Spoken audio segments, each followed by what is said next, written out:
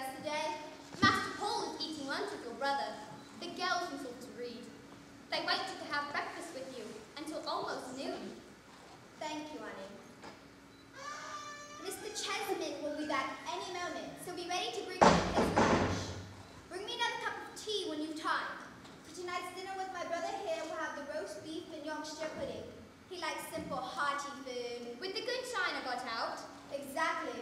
How about I get in some asparagus from the vegetable garden? Here, we'll have a salad, and for dessert, a pudding and wine. Annie, a bottle of the good claret. Yes, ma'am. Has the butcher come? Oh, yes, ma'am. He brought this too.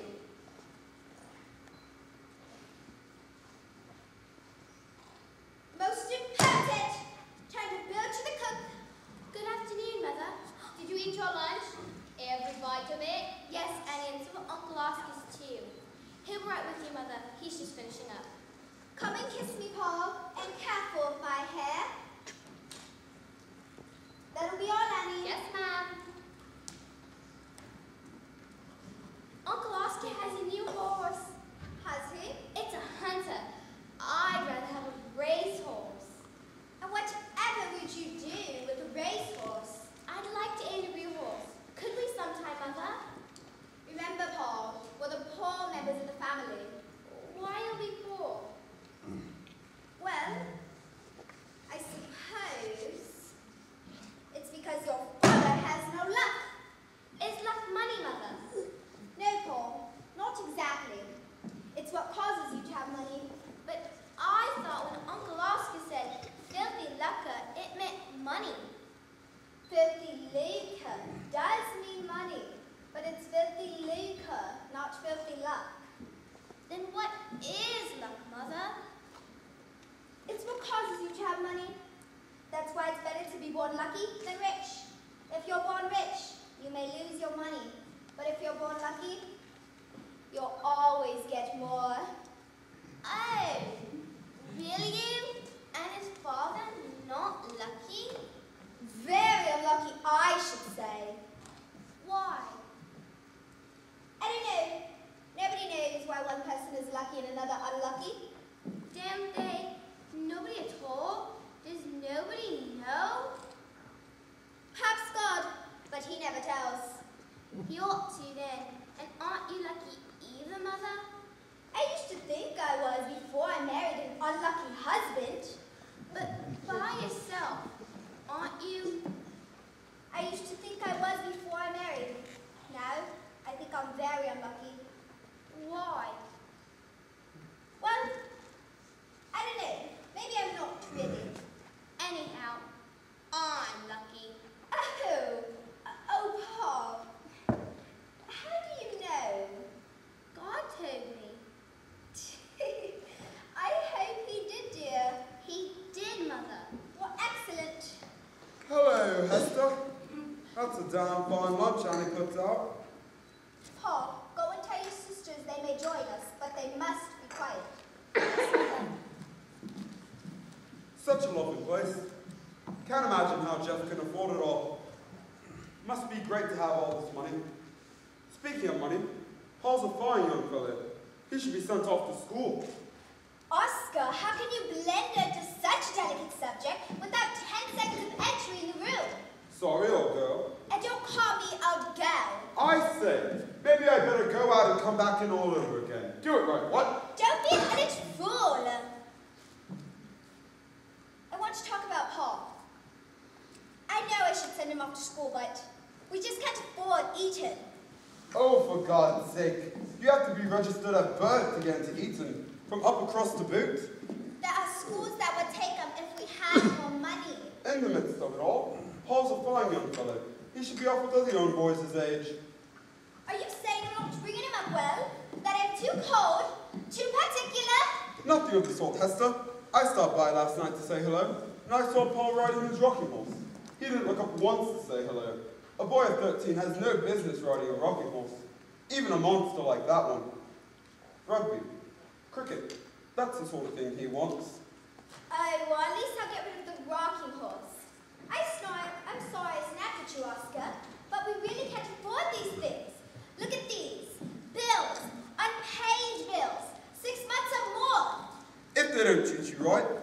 their bills. Regular upper-class thinking, very sound. We can't pay them. We're in debt. Badly in debt. Jeffrey was supposed to get a promotion. We counted on it. Maybe counted too much. There's no place to send Pa that we can afford. My old school would take him. Oscar, I can't do that.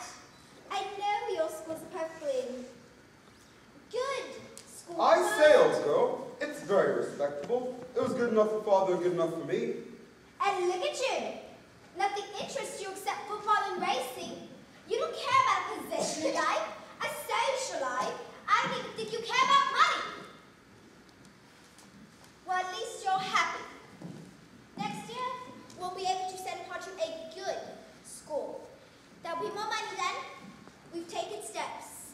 Good morning, Uncle Oscar. Don't just stand there. Come in. And you might say hello to your mother.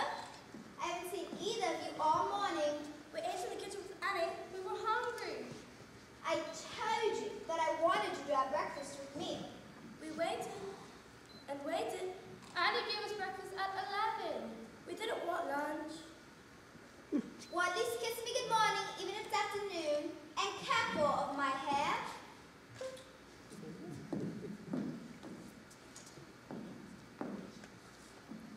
It's good to see you girls nicely dressed. For once. They are pretty girls, aren't they, Oscar? Oh, they certainly are. I'm sure you adore them. Well, of course I do. What a thing to suggest. I adore all of my children. You girls can run along now if you wish. Stay and eat for dinner. I don't want Annie interrupted to look after you. Don't go yet. Uncle Oscar should have a kiss. Uncle Oscar, I'm glad to come to visit. How long are you going to be here, Uncle? Getting too big to kiss your Uncle Oscar, are you? I'll be here long enough to take you shopping. I won a nice packet at the racetrack last week and decided to spend it on my favorite nieces. But we're your only nieces. Makes you my favorites, right? Right. In other news, I'll be here for the month, or until your mother gets tired of me. Younger brothers, as you know, are sometimes hard to put up with. Yes, I do know, Uncle. Sometimes when Paul gets on that rocking horse of his, we have to drive one round the bend. That isn't fair, Joan. Paul's nice. She didn't mean anything, Kathy. You're getting quite old for a rocking horse, Pa. When the fall term starts, I'm sending you off to school. In the meantime, I'm going to get rid of that ridiculous toy. If I'm going away, it won't matter if I keep my horse till then. Besides, I want to stay here with you and Father. Well, we'll see. Tell Bassett I want to see him. Yes, Mother. Bassett's in our garden, Ethel. Your uncle knew Bassett in the war. That's how he located such a fine gardener. He was the best master sergeant in the army. Ran my company for me, he did. Run along, children, run along. Run along, children. Run along. I thought you liked some asparagus, Oscar. It was always your favorite vegetable. Here's Jeffrey. Afternoon, Jeff. Get things all buttoned up at Lloyd's. Well, I didn't work today. What'd they say at the bank? We've got another 3-month extension, but Oh, don't mind Oscar, darling. He's family. all right. It wasn't easy, but they won't in the beginning. Oh, mwah, that's glorious. Oh, it's glorious. I'm going to buy that new dress now. Just after the bank extended that loan, it just doesn't seem right. Bassett will be along at minute, Mother. He has to wash up first. Paul, you and I can take a walk. Your mother and father have things to discuss. You don't have to be so tactful. When Bassett comes, tell him we're in the drawing room. Come on, darling.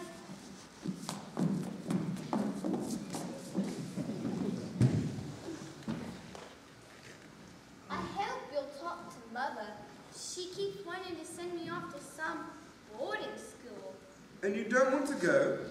I can't. I've got to stay home. It's important.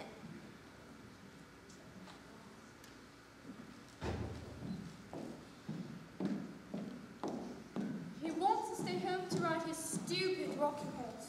What's the name of your horse, anyways? I saw you riding him last night. Were you trying to get somewhere? How did you know I was trying to get somewhere? By the look on your face, that's the right thing to do. Stick with it. Don't stop till you get there. Does your horse have a name? Not exactly. What do you mean by that? Well, he has different names. He was called Sansevino last week. Him and Bassett are always talking about horse racing. It's supposed to be some big secret. So there's another racing buck in the family. Sansevino won the Derby. I know. Do you follow the races much, Paul? Why? Do you think I shouldn't? Not a bit of it. I just thought maybe you'd give me some tips for the Sawyer handicap this afternoon. Honor bright? On a bright. You won't tell Mother or Father? I said on a bright. Well then, I'll discuss it with you later. Jones safe. I suppose so. As if I cared anyways. Horse racing? Infantile.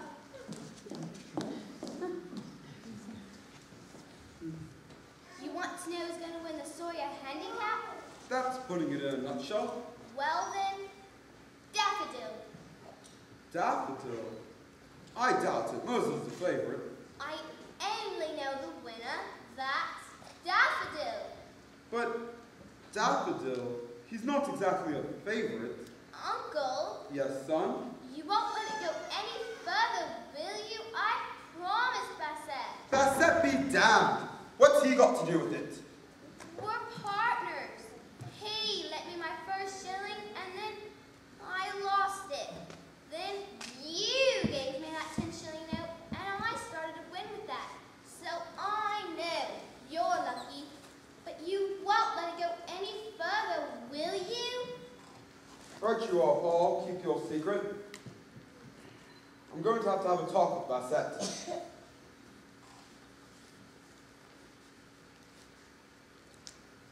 You know, I'm the one who decides the winner.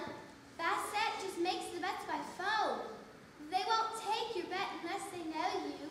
Besides, I'm too young to place them. Can Bassett place a bet for me? If there's still time, we've had our ups and downs, but Bassett says the bookie's on us all the way. I'll bet a fiver for each of us on Daffodil. Daffodil won't win, Uncle. It's Mirza. Are you sure, Paul? Pretty sure Daffodil's going to win. Now that you think about it, I think so too. Where's Bassett? It's too late anyways. The race, it started at 2. It's probably over by now. You do know you're racing, don't you? Good afternoon, Master Paul. Good afternoon, sir. I've good news, but that can wait. I'm happy to see you again, sir. Did we win? Does he know? He promised honor bright to keep it a secret. Sit down, Bassett. I'd like to hear more about this. I'd rather stand, sir, if you don't mind. You better tell him, Bassett. He doesn't believe me. I won £6,000 this afternoon, didn't I? That's right, Daffodil won by a length, he did. That's £6,000. And my 20 in reserve. I think I'll sit down now. Tell me how all this started, Bassett. Yes, sir. Master Paul would get me talking about horse racing. You know I've always been a great one for horses. So when he asked me to put 5 shillings on a blush of dawn for him, I did. Well, sir, he lost. But then the luck turned. Yes, sir. You gave him that 10 shillings and he put that on single lease. And since that time, it's in pretty steady winning, all things considered. Wouldn't you say, Master Paul? It's all right when we're sure, but it's when we're not quite sure that we lose. Oh, but we're careful then. And of course, we didn't bet heavy at first. It's only when we're sure. But how can you be sure of a horse race? Well, it's as if Master Paul had it from the heavens. Like Daffodil, now for the Sawyer handicap. That was sure as eggs. Didn't you bet on him yourself? Yes, sir. I made my bet. And my nephew? I made my £6,000 this afternoon, didn't I, Bassett? That's right, sir. But £6,000. That's a tremendous sum. Well, you see, sir, it's just that... Yes? Well, Master Paul can have it any time he likes. Someone's on deposit with the bookie for photos when I can't get away or we don't know till the last moment. Today's bill I'll have to collect by hand, but it's safe enough, sir. The bookie's a licensed turf agent. This isn't one of those French racetracks. But is it safe to keep all that cash around? Of course, sir. Well, we're not using it, keeping the bank. In Master Paul's room, of course. The bank book and the receipts are on the gardener's cottage. I can show them to you now if you like. That's quite all right. I'll take a look at them later. That's all right, Uncle. I know that, Paul. I'm just bewildered. That's an awful lot of money. After I see Mrs. Chesney, I'll show you the bank book. I'm sure you'll find everything in perfect order, sir. She's in the drawing room. Something about asparagus. When you're through, I'd like to talk more about this. Well, then I'll be off, sir. If you'd like to be partners with Bassett and I, you can, Uncle. But you've got to promise not to let it go beyond the three of us. Bassett and I are lucky, and I know you're lucky. Thank you. I must say, I thought that was quite a plunger.